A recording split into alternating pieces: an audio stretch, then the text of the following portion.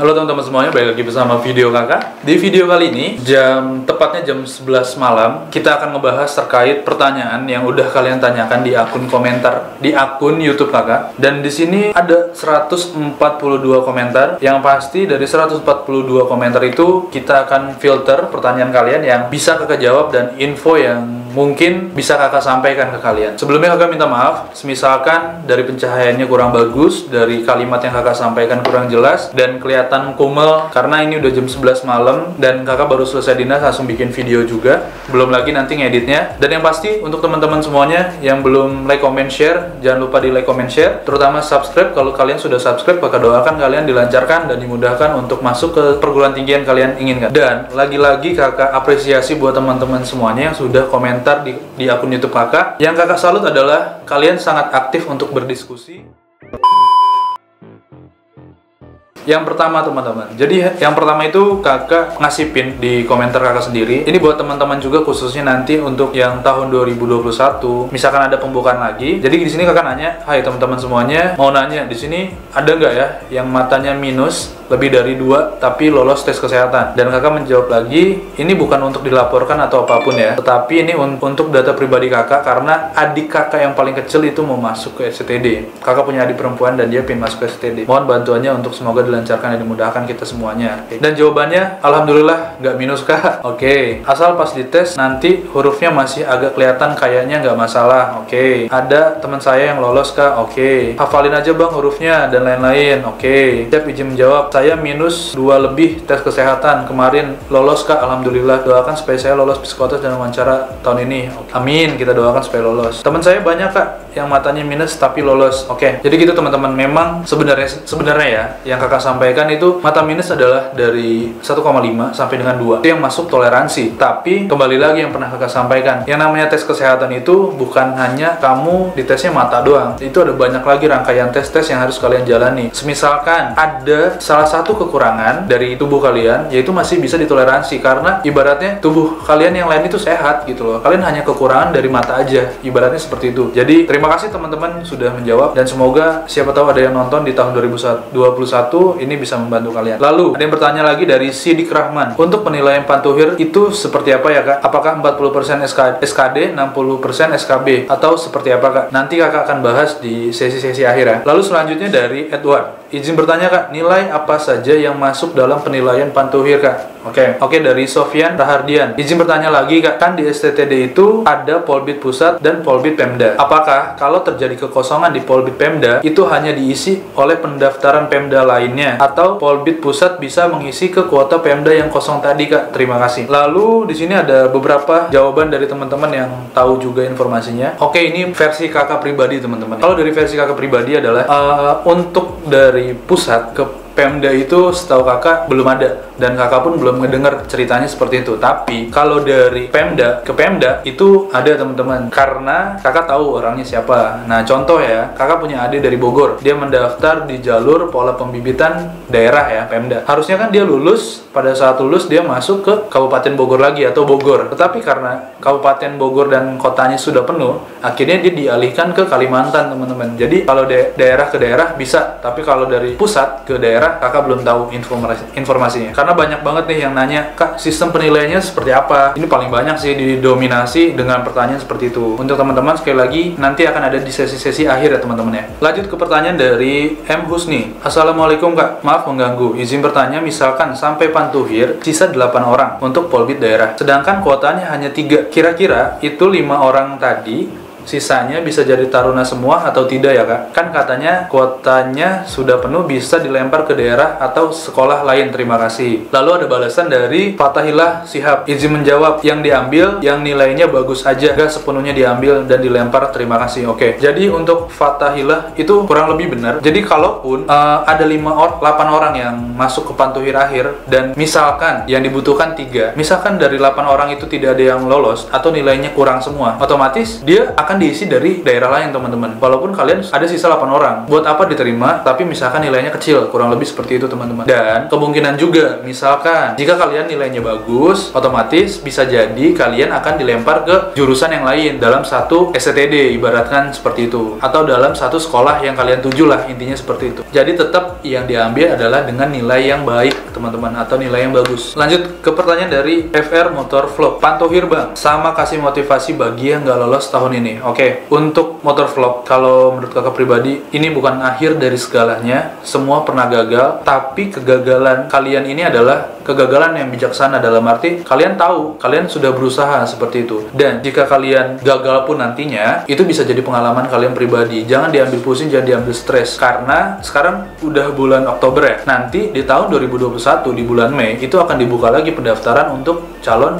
tahun 2021 teman-teman. Jadi waktunya nggak terlalu lama kalian untuk menunggu, tapi memang butuh kesabaran yang ekstra, kurang lebih seperti itu. Kita lanjut ke pertanyaan yang menurut kakak ini sangat menarik dari Gerian Fernando. Kak izin bertanya, kalau kuota di daerah kurang, masih ada sistem gugur nggak? Terima kasih. Langsung dijawab nih sama Mr. Fox. Kayaknya gue pernah denger nih, kalau kuota kurang biasanya langsung diisi charter jurusan lain yang memenuhi syarat plus kuota jurusan yang dia penuhi atau kalah bersaing, kurang lebih seperti itu. Lalu dibalas lagi. Itu aja baca di artikel Google yang belum tentu benar atau enggak. Soalnya rata-rata ada kurang lebih 70 peserta yang memilih jurusan yang sama di sekolah pilihan gua, termasuk jurusan sepi peminat. Dibalas lagi sama Gary, nah iya kak, saya juga jurusan yang termasuk sepi peminatnya. Ya, langsung kakak jawab ya. Untuk Gary Fernando, misalkan di satu jurusan itu menerima 72 orang di satu jurusan teman-teman ya. Dan yang sampai lolos itu hanya misalkan ada 50. Berarti 20-nya kurang nih. Nah, kira-kira maksudnya ada gugur lagi nggak nih yang untuk 50 orang ini? Itu jelas ada teman-teman. Makanya kenapa ada surat pernyataan pindah prodi dengan alasan yang seperti itu tadi. Masih banyak jurusan yang totalnya 70, ternyata sampai Pantohir hanya ada 50 misalkan seperti itu. Nah, jadi nanti bisa saja diisi dari satu sekolah yang kalian tuju atau itu diambil dari sekolah lainnya, seperti itu teman-teman. Jadi itu tidak menutup kemungkinan ya akan terjadi, dan tetap itu akan ada sistem gugur teman-teman, walaupun kalian sisa sedikit orangnya. Lalu ada yang bertanya juga, minta doanya saja kak supaya bisa jadi taruni perhubungan tahun ini. Oke, kita sama-sama doakan ya supaya bisa lolos jadi taruni tahun ini, amin. Oke, lanjut ke pertanyaan dari Raden Ayu Puspita teman-teman. Kapan kira-kira keluar kelulusan Pantohirnya kak, katanya. Oke, dijawab oleh Ari Irham sekitar tanggal 26 Oktober. Nanti ditunggu saja, misalkan tanggal 26 Oktober benar atau tidaknya, ya bersyukur di tanggal 26 bisa tepat waktu. Tetapi kemungkinan juga biasanya suka agak ngaret-ngaret sedikit, karena kan jumlah yang ini kan harus benar, datanya harus valid gitu ya. Dan informasi yang bisa kakak sampaikan juga kepada kalian adalah untuk nilai atau kelulusannya itu masih dirapatkan teman-teman. Jadi sampai hari ini belum fix, datanya belum bisa disampaikan ke teman-teman semua kayak gitu. Jadi bersabar aja buat teman-teman ya. Lalu pertanyaan dari Arifal Hidayat, izin bertanya kak, apakah MTK dan fisika harus bisa agar bisa masuk ke PPI Curug, dan nilai rapot mempengaruhi nggak kak? Ya, kalau menurut kakak MTK dan fisika harus bisa, karena nanti kalau kalian masuk ke semua sekolah kedinasan termasuk PPI Curug itu akan ada tes TPA di mana ada MTK dan fisikanya. Lalu nilai rapot sudah pasti mempengaruhi di tahap-tahap awal administrasi terutama itu. Jadi banyak banget nih teman-teman udah pada tahu ya, saling mengingatkan, saling ngasih info, bagus nih. Jadi sebenarnya kakak nggak perlu jawab lagi sih, cuman biar ada pembahasan jadi kita jawab sama-sama gitu.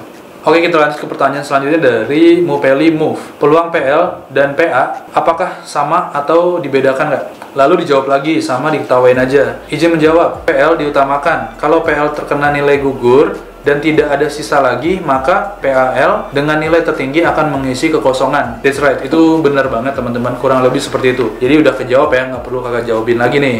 Lalu pertanyaan selanjutnya dari Nakama Mugiwara Crew. Izin tanya kak, kalau dinyatakan lulus, apa kegiatan yang harus disiapkan untuk selanjutnya kak? Terima kasih. Yang harus disiapkan udah pasti perlengkapan kalian selama kalian nanti mengikuti basis, biasanya di Surabaya atau di Bandung, dan perlengkapan lainnya yang nanti akan ada di pengumuman ketika kalian dinyatakan lulus teman-teman. Jadi sabar aja, tunggu informasi selanjutnya akan ada nanti di sana. Lalu pertanyaan dari Tracy Desi Fitri Ramadhani, izin bertanya Kak, di dalam D3 Manajemen Transportasi Jalan STTD Bekasi ada mata pelajaran apa aja ya Kak? Apakah ada fisika, MTK, dan bahasa Inggris? Kakak izin bantu jawab. Untuk semua jurusan yang ada di STTD itu nantinya akan ada pelajaran MTK, fisika, dan bahasa Inggris. Tapi itu hanya di semester 1 teman-teman. Dan kalau nggak salah sampai semester 2. Sampai semester 2 itu masih ada. Dan seterusnya itu nanti sudah menjurus ke sesuai dengan jurusan kalian. Misalkan kalian tentang manajemen transportasi jalan ya, kalian tetap nanti akan belajar seperti itu. Begitu juga yang perkereta apian, nanti kalian akan belajar tentang perkereta apian seperti itu. Lalu pertanyaan bagus nih dari Andika Ramadhani, mau tanya Kak, kalau udah diterima jalur Polbit, biaya awal masuk apakah boleh dibayar cicil? Terima kasih. Lalu dia menjawab dari Fatahillah Shihab, tidaklah. Dari awal wawancara kan ditanya apakah sanggup. Nah, oke. Sepengalaman kakak ya, ini sepengalaman kakak. Kebijakan jika boleh dicicil atau tidak itu tergantung dari sekolah masing-masing yang kalian tuju, teman-teman. Semisalkan kalian dirasa kalian itu tidak sanggup untuk bayar full, kalian bisa koordinasi langsung kepada pihak panitia atau sekolah kalian yang kalian tuju. Nanti kalian mungkin akan diajak diskusi kenapa tidak bisanya, kenapa harus dicicil, dan lain-lain. Nanti dari pihak sekolah biasanya akan memberikan solusi. Itu sih yang kakak tahu, tapi tergantung dari sekolahnya masing-masing terutama ya. Mungkin ini bisa menjawab dan kalian bisa coba lakukan ke sekolah yang kalian tuju. Oke teman-teman, Kak, ini penting banget. Prospek kerjanya lebih tinggi mana dan lebih enak mana, Polbit atau reguler? Yang bisa kakak sampaikan nih. Ini banyak nih, ada 9 komentar.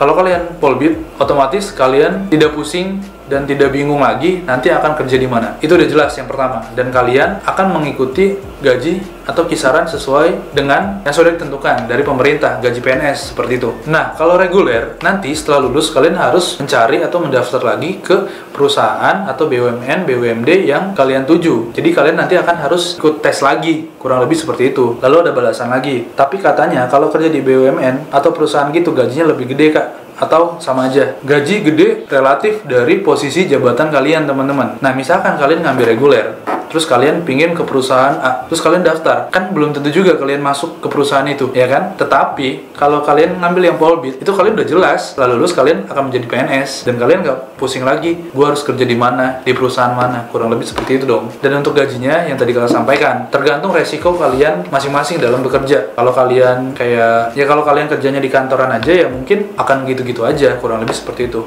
Intinya, kalau kalian jalur reguler, kalian harus berkompetisi lagi dengan diri kalian dan juga dengan teman-teman kalian yang sama-sama menempuh jalur reguler, teman-teman. Tetapi, kakak bisa simpulkan, Polbit dan reguler itu balik lagi ke rezeki kalian dan fashion kalian, teman-teman. Kenapa sih kakak bilang rezeki dan fashion kalian? Karena gini, kalau kalian daftar ke Polbit, sudah pasti kalian kemungkinan besar ya kalian orang yang beruntung dan cerdas.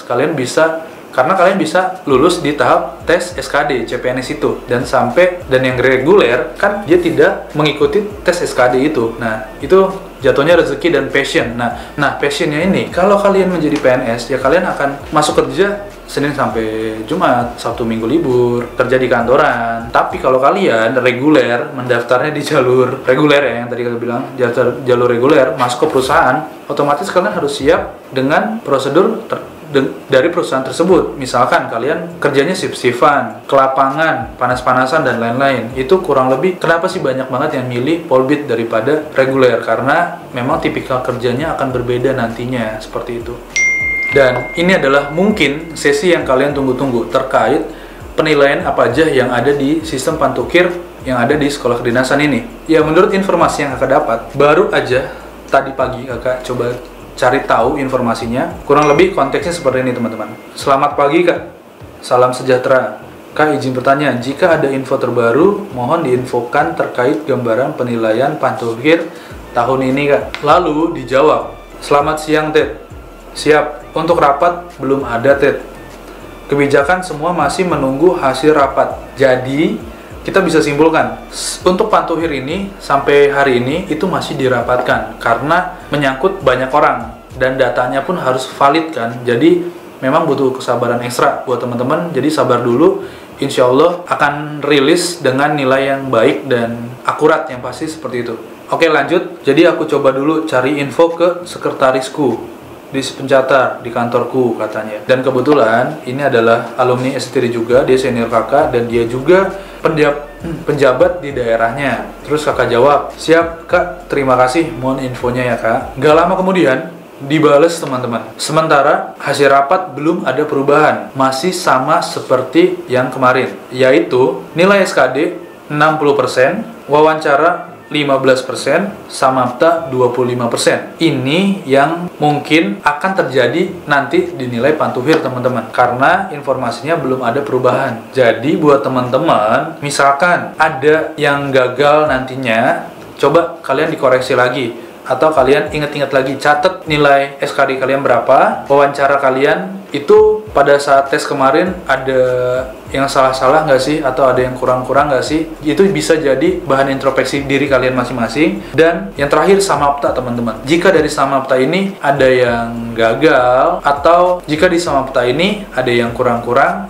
itu bisa jadi bahan koreksi kalian. Tetapi ini nilai atau penilaian pantuhir yang mungkin terjadi dan bisa saja terjadi. Mungkin itu aja kesimpulannya, kalian udah tahu ya, tidak ada perubahan. Belum ada perubahan dari tahun kemarin, dan rapatnya pun sampai saat ini belum selesai. Informasinya 60% SKD, 15% wawancara, 25% samapta teman-teman. Kurang lebih seperti itu. Terima kasih sudah menonton video ini bareng-bareng. Semoga ini bisa bermanfaat buat kalian, dan apa yang kakak sampaikan bisa menjadi berkah juga buat kakak dan kalian juga. Terima kasih sudah menonton video ini. Jangan lupa like, comment, share, dan subscribe yang pasti. Kalau sudah subscribe, kakak doakan untuk kalian dilancarkan dan dimudahkan masuk ke perguruan tinggi kedinasan yang kalian inginkan.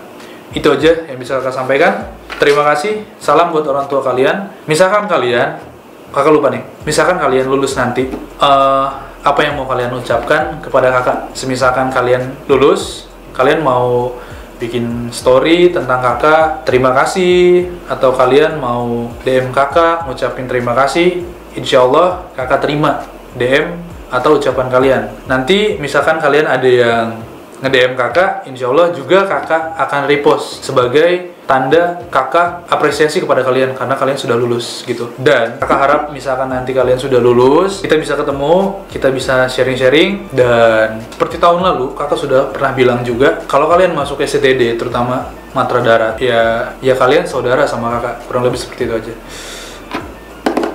biar kalian tahu juga kekeluargaan di STD dan ikatan alumni itu sangat kuat. Itu aja yang bisa saya sampaikan. Terima kasih sudah menonton video ini. See you next time.